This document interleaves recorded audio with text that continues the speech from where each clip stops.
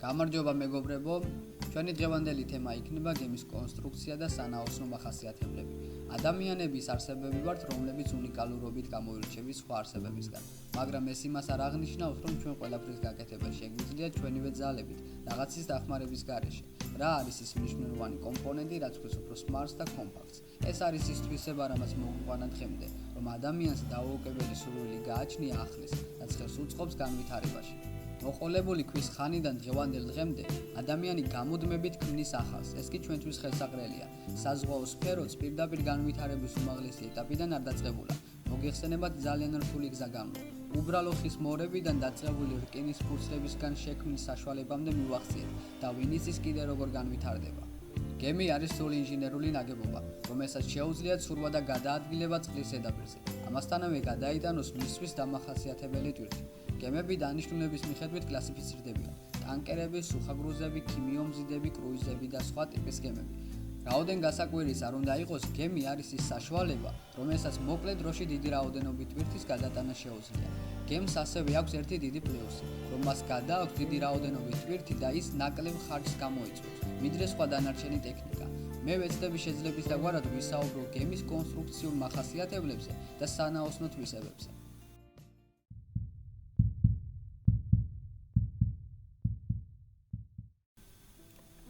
გემმა რომ შეძლოს მისთვის დამახასიათებელი მოძრაობა, მას უნდა გააჩნდეს ის თვისებები, რომლითაც განსაზღვრავთ გემის უსაფრთხო ნაოსნობას. ეს თვისებებია: ცურვადობა, გემის თვისება იცურაოს მისთვის დამახასიათებელი ტვირთით და მექანიზმებით. მდგრადობა, გემის თვისება გარე ძალების ზემოქმედების შედეგად წონასწორობიდან გამოსვლის შემდეგ გემმა დაუბრუნდეს საწყის სახეს, ქართან და წყალთან მიმართებაში. სვლის უნარიანობა არის თვისება გადაადგილდეს გემმა წყლის ზედაპირზე განსაზღვრული სიჩქარით, მასზე მინიჭებული სიმძლავრით. მართვადობა, გემის თვისება შეინარჩუნოს ან შეცვალოს გემის მიმართულება ან შეინარჩუნოს კურსი საჭის მექანიზმის დახმარებით. ჩაუძირვადობა არის გემის თვისება ერთი ან რამოდენიმე სათავსოს ჩაძირვის შემთხვევაში გემი დარჩეს წყლის ზედაპირზე, არ გადაბრუნდეს და შეინარჩუნოს სანაოსნო თვისებები. წყალგაუმტარობა არის თვისება გაუძლოს როგორც გარე, ასევე შიგა ძალების მოქმედებას, მათ მიერ დეფორმაციას და არ მოხდეს წყლის შეღწევა, ასევე არ მოხდეს გემის კონსტრუქციის დარღვევა. წყალშეუღწევადობა და სიმტკიცე. წყალშეუღწევადობას უზრუნველყოფს გემის გარსამოსი, ხოლო სიმტკიცეს უზრუნველყოფს გემის შიგნიდან დამაგრებული გრძივი და განივი ძელები. გემის თვისება არის კვლავ ტვირთის დაუზიანებლად გადატანა. ამისთვის გემს გააჩნია სპეციალური განყოფილებები, ადგილები ტვირთის განსათავსებლად, მგზავრებისა და ეკიპაჟისთვის და ადგილები სპეციალური დანიშნულებისთვის. გემის ძირითადი კორპუსი იყოფა გრძივ და განივ ტიხრებისგან. ძირითადი განყოფილებების ნაწილი ერთმის სატვირთო სათავსოებს, ენერგეტიკულ დანადგარების სათავსოებს, ტანკერებს და სამანქანო განყოფილებებს. გემის კორპუსის ძირითადი მოცულობა საკმარისი არ არის და ამისთვის კეთდება ზედნაშენი. ზედნაშენი ეწოდება ნაგებობას, რომლებიც განლაგებულია გემბანზე. გემის უსაფრთხო ნაოსნობისთვის არ არის მხოლოდ საკმარისი ნაოსნობის თვისებები, არამედ მასზე არსებული მოწყობილობები, რომლებშიც შედის: საჭის მოწყობილობა, საღუზე მოწყობილობა, სამაშველო მოწყობილობა, სატვირთო მოწყობილობა, საბუქსირო მოწყობილობა. ეს მოწყობილობები ნაოსნობისთვის უკეთეს პირობებს ქმნის. არანაკლები ყურადღება ენიჭება გემის სისტემებს, მილსადენებს, რომლებიც ემსახურებიან მექანიზმების მუშაობას. მილსადენების დანიშნულება არის გადაადგილოს სითხეები და აირები გემის შიგნით. გემის სისტემები იყოფა საერთო სისტემებად და ენერგეტიკული დანადგარების სისტემებად. გემის საერთო სისტემებში შედის ბალასტის სისტემა, დაშრობის სისტემა, ხანძრსაწინააღმდეგო სისტემა, სანიტარიული სისტემა და სხვა. ხოლო ენერგეტიკული დანადგარების სისტემებში შედის საწვავის სისტემა, შეზეთვის სისტემა, ძრავის გაგრილების სისტემა, კონდენსაციის სისტემა, ორთქლის სისტემა და სხვა. გემის კორპუსი წარმოადგენს რთულ ინჟინერულ ნაგებობას, რომელზეც მოქმედებს მრავალი ძალა, მათ შორის მნიშვნელოვანია სიმძიმის ძალა და ამონგდების ძალა. ამ ორი ძალის ზემოქმედებით გემის მთლიანი და ცალკეული ელემენტები განიცდიან დეფორმაციას. სიმძიმის ძალა და ამონგდების ძალა არ არის თანაბრად გადანაწილებული სიგრძეზე, განსაკუთრებით არათანაბრად არის გადანაწილებული ამონგდების ძალა, როდესაც გემი იმყოფება მღელვარე ზედაპირზე. ამ შემთხვევაში შუა ნაწილი იმყოფება ტალღის მწვერვალზე, ესე იგი ამ დროს შუა ნაწილი იმყოფება უფრო ღრმად და ჩამჯდარია წყალში, ხოლო დაბოლოებები ამოსულია წყლიდან. ამ შემთხვევაში კი დაბოლოებები იმყოფება მწვერვალზე, ესე იგი შუა ნაწილია ჩასული წყალში. სიმძიმის ძალა არის გემში ჩატვირთული ტვირთი. ამონგდების ძალა არქიმედეს ძალა. სიმძიმის ძალის და ამონგდების ძალის გემის სიგრძეზე არათანაბრად გადანაწილება იწვევს გემის გაღუნვას, რის შედეგადაც შეიძლება გემი გადაწყდეს. გარე ძალები უშუალოდ მოქმედებენ გემის კორპუსის ცალკეულ ელემენტებზე და იწვევს ადგილობრივ დეფორმაციებს. ამასთანავე გემს უნდა გააჩნდეს ადგილობრივი სიმტკიცე. ამისთვის გემს უნდა ჰქონდეს საკმარისი სიმტკიცე. ექსპლუატაციის ყველა შემთხვევაში უნდა გააჩნდეს წყალშეუხსევადობა, რომელსაც უზრუნველყოფს გემის გარსამოსი, ზედა გემბანი. გარსამოსის სიმტკიცის უზრუნველყოფისთვის გემის შიგნიდან გამაგრებული არის განივი და გრძივი ძელებით. აქედან გამომდინარე არსებობს განივი აკრეფის სისტემა, გრძივი აკრეფის სისტემა და კომბინაციური აკრეფის სისტემა. განივი აკრეფის სისტემები გემის გარსამოს ძირითადად განივი მიმართულებით ამაგრებს.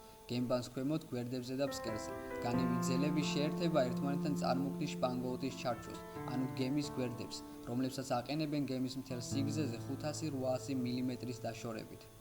განივი ძელების დაცილებას ერთმანეთთან და მათ შორის ადგილს შპაცია ეწოდება. გემის სიგრძის გაზრდა იწვევს გარსამოსის სისქის გაზრდას, ანუ უნდა დავაყენოთ განივი ძელები, რათა უზრუნველყოთ განივი სიმტკიცე. გრძივი აკრეფის სისტემები განლაგებულია ძირითადად სიგრძეში, გრძივი ძელებით, რომლებიც გემბანის ქვეშ მოედინება და ფსკერის მთელ სიგრძეზე არის განლაგებული. კილი არის გემის კონსტრუქციის ძირითადი გრძივი, რომელზეც ხდება ამ ძირითადი მოქმედებების შესრულება. მას გემის ხერხემალსაც უწოდებენ. კომბინაციური სისტემების მოქმედებას არ გააჩნია ისეთი უარყოფითი თვისებები, რაც გრძივს და განივს გააჩნია, რადგან კომბინაციური აკრეფის დროს ბორტებზე გამოიყენება განივი, ხოლო გემბანს ქვეშ გამოიყენება გრძივი აკრეფის სისტემა. გემის კორპუსის საერთო წარმოდგენას ქმნის სამი ურთიერთპერპენდიკულარულად მკვეთრი სიბრტყე: დიამეტრალური სიბრტყე, მიდელშპანგოუტის სიბრტყე და ჰორიზონტალური სიბრტყე, რომლებიც ემთხვევა წყალხაზის სიბრტყეს. მიდელშპანგოუტის სიბრტყე გემს ყოფს ორ ნაწილად: გემის ცხვირისა და გემის უკანა ნაწილად. დიამეტრალური სიბრტყე გემს ყოფს ორ ნაწილად: მარჯვენა და მარცხენა ნაწილად.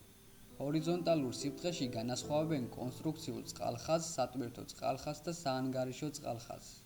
კონსტრუქციული წყალხაზი გვიჩვენებს გემის მთელ წყალწვას. სატვირთო წყალხაზი ეწოდება, როცა განსაზღვრავს გემის სუფთა ტვირთამწეობას. საანგარიშო წყალხაზი განსაზღვრავს გემის ჯდომას წყალში, არამთლიანი დატვირთვის დროს. გემის გარსამოსი წარმოადგენს წყალგაომტარ გარს, რომელიც ხელს უწყობს წყალშეუხსევადობას გემში. მეორე ფსკერი მუშაობს გემის საერთო ღუნვაზე. გარსამოსი უმეტეს შემთხვევაში უზრუნველყოფს გრძივ სიმტკიცეს. იქედან გამომდინარე, თუ რა ტიპის გემი მზადდება, იყენებენ შესაბამის კონსტრუქციულ მასალებს: ხე, რკინა, პლასმასი, მსუბუქი შენადობი და სხვა. ძირითადად გემის გარსამოსისთვის გამოიყენებენ რკინის ფურცლებს. რკინის ფურცლების სისქე მიახლოებით მერყეობს 8 მმ-დან 20 მმ-მდე, ხოლო დიდ ტვირთამწეობის გემებზე 30-დან 36 მმ-მდე. რკინის ფურცლების სიგრძე უმეტეს შემთხვევაში არ აღემატება 6-8 მეტრს, ხოლო სიფართე 1 მეტრიდან 2 მეტრამდე. გარსამოსის ფურცლებს უმეტეს შემთხვევაში აწყობენ გემის სიგრძეზე, რომელიც წარმოქმნის სხვადასხვა სარტყელს. ეს სარტყელები განისაზღვრება სპეციალური სახელწოდებებით. გარსამოსის მიერ წარმოქმნილ ჰორიზონტალურ შეერთებას ეწოდება პაზი, ხოლო განივ შეერთებას სტიკი. ძირითადი დატვირთვა ცხვირზე და ფსკერზე მოდის. აქედან გამომდინარე, უფრო სქელი ფურცლებისგან კეთდება კირი და შილსტრიგი. გემის ფორშტევენი და ახტერშტევენი გემის დაბოლოებებია, სადაც მეტია დატვირთვა და გამძლეობაც მეტი უნდა ჰქონდეს. ამისთვის საჭიროა მეტად მტკიცე და სქელი ფურცლების გამოყენება ამ სივრცეში. გემბანი არის ჰორიზონტალურად გადახურული სივრცე, რომელიც ვრცელდება მთელ სიგანეზე. ზედა გემბანი იცავს გემს წყლის შეხსევისგან. გემბანი არის რკალისებრი, რომ მოხდეს წყლის ავტომატიური გადაღვრა და არ მოხდეს დაგროვება. ასევე გემბანზე არის განთავსებული ნასროიკა. ეს შემაღლებული ადგილი 10-15 მეტრის სიმაღლისა, საიდანაც ხორციელდება სანავიგაციო საქმე. ერთფსკერიანი გემების განივი კავშირის ძელებს წარმოადგენს ფლორები. ფლორა არის რკინის ფურცლები, რომლებიც შედუღებულია ქვედა კიდეთი ფსკერის გარსამოსთან, ხოლო ზედა კიდეზე დადუღებული არის რკინის სარტყელი. ფლორები განივად გადის ბორტიდან ბორტამდე და უკავშირდება შპანგოუტებს. მეორე ძირის აკრეფის სისტემა გამოიყენება ყველა იმ გემზე, რომლის სიგრძე აღემატება 60 მეტრს. მეორე ფსკერის დადგმა ხდება განივ და გრძივ ძელებზე. მათი სიმაღლე უნდა იყოს 70 სანტიმეტრი, ხოლო დიდ ტონაჟიან გემებზე 1.5 მეტრამდეც კი აღწევს. ასეთი აკრეფა წარმოქმნის ფლორებს: წყალგაომტარ, წყალგამტარ და ღიას. შპანგაუტები ძირითადად მაგრდება რკინის ფურცლებისგან, რადგან ეს ქმნის სათავსოებს, რომლების გამოსადეგი ხდება, ხოლო სტრინგერი მეტად მყარია, ეს იდგმება უფრო გემის ზღვის მხარეს და სამანქანე განყოფილებაში. ვერტიკალური კილი გემის ფსკერს ყოფს მარჯვენა და მარცხენა ბორდებად. შპანგაუტი არის ორი ტიპის: ჩვეულებრივი და ჩარჩო შპანგაუტი. შპანგაუტები მზადდება პროფილური კონსტრუქციის მასალისგან და აქვს სხვადასხვა სახე. ესენია ბულბისებრი, მშველური, ტესმსგავსიანი და კუთხური. ხშირად საჭიროებს გემის კონსტრუქციის გამტკიცება, რაც სტრინგერის საშუალებით ხდება. მისი რაოდენობა დამოკიდებული არის ბორტის სიმაღლეზე. გემბანი არის ჰორიზონტალური გადახურული სივრცე, რომელიც ვრცელდება მთელ სიგანეზე და გააჩნია სხვადასხვა ელემენტები. ბაქანი არის ჰორიზონტალური გადახურვა, რომელიც ვრცელდება ერთ განყოფილებაზე ან მის ნაწილზე. სატვირთო ლუქები არის ის ამოჭრილი ადგილები, საიდანაც ხდება ტვირთის რეალიზაცია. მშრალ ტვირთ გემებზე ხშირი ამოჭრილობით გამოირჩევა გემბანი. კომინგსი ეწოდება გემზე შემაღლებებს. ბიმსი გადაჭიმულია ბორტიდან ბორტამდე, ეს გამოიყენება განივი აკრეფის დროს, მეტი სიმტკიცისთვის. გემბანის დიდი გადაჭიმულობა რომ შევამციროთ, ამისთვის ამაგრებენ გრძივ გრძელებს, რომელსაც კარლინგსი ეწოდება და ქმნის ბიმსის დამატებით საყრდენს.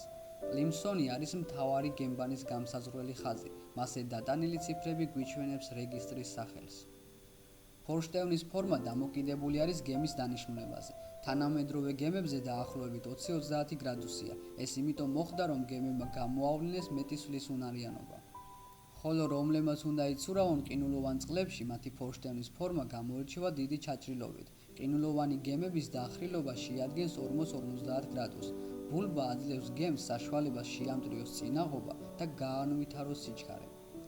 მოწყობილობას, რომელიც გემის ენერგეტიკულ დანადგარს, მექანიკურ მუშაობას, გარდაქმნის საბჯენ ძალად გემის მამოძრავებელი ეწოდება, ასევე წინააღმდეგობის გადასალახად და გემის გადატანითი მოძრაობის წარმოსადგენად. გემზე გამოიყენება შემდეგი სახის მამოძრავებლები: სანიჩბავე ხრახნი, აფრები, წყალმტყორცნი მოწყობილობა. მათ შორის ყველაზე განვითარებული არის სანიჩბავე ხრახნი. არსებობს ორი სახის: თლიანი, რომელიც მზადდება ერთად და მოხსნადი, ანუ ნიჩბების მოხსნა შესაძლებელია. გემბანის მოწყობილობები ეწოდება მექანიზმებს, რომლებიც განლაგებულია მთავარ გემბანზე და უზრუნველყოფს გემის მოწყობილობების მუშაობას. ამ მექანიზმებს განეკუთვნება საჭის მოწყობილობა, საღუზე მოწყობილობა, ტვირთამზე მოწყობილობა, საბუქსირო მოწყობილობა, სამაშველო მოწყობილობა და სხვა.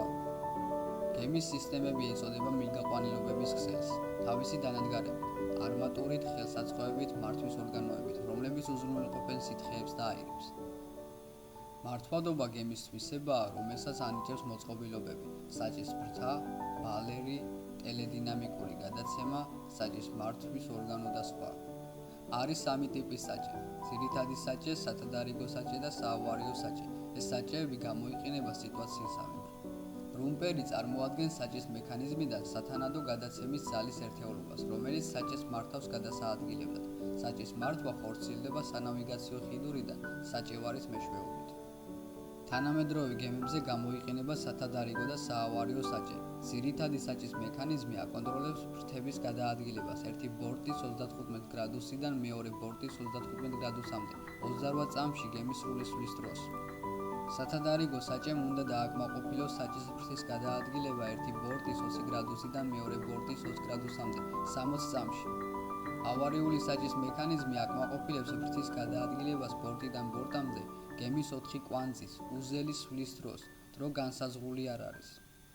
საჭის მანქანების მართვა წარმოებს ხიდურიდან ლილვაკური, გვალური, ელექტრული, ჰიდრავლიკური ან ტელედინამიკური გადაცემის მეშვეობით. ლილვაკური გამოიყენება პატარა გემებზე. გვალური, ელექტრული და ჰიდრავლიკური ძალიან კომპაქტურია და კარგად გამოსაყენებელია კომპასთან შეთავსებით, მაგრამ ხშირად გადასამოწმებელია, რომ არ იყოს ჰაერიან ზეთი შეფარული, რაც ზიანს გამოიწვევს. გემებს ხშირად უხდება ზღვაზე დგომა.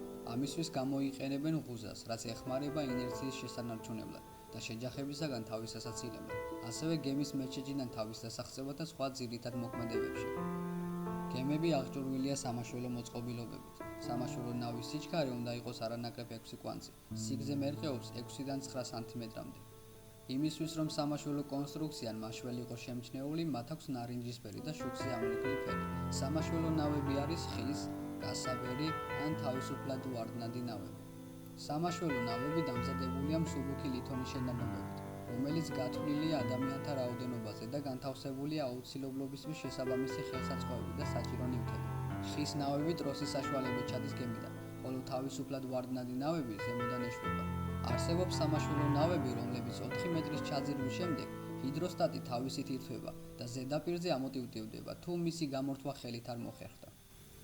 ასე რომ მეგობრებო, გემი არის ცოცხალი ორგანიზმი, რომელიც მუდმივად მუშაობს. მას გააჩნია ადამიანის მაგვარი ანატომიური აგებულება, რომელიც მუდმივად უნდა იყოს გამართულ მდგომარეობაში, რომ არ მოხდეს მისი სავალალო მდგომარეობამდე მიყვანის საშიშროება.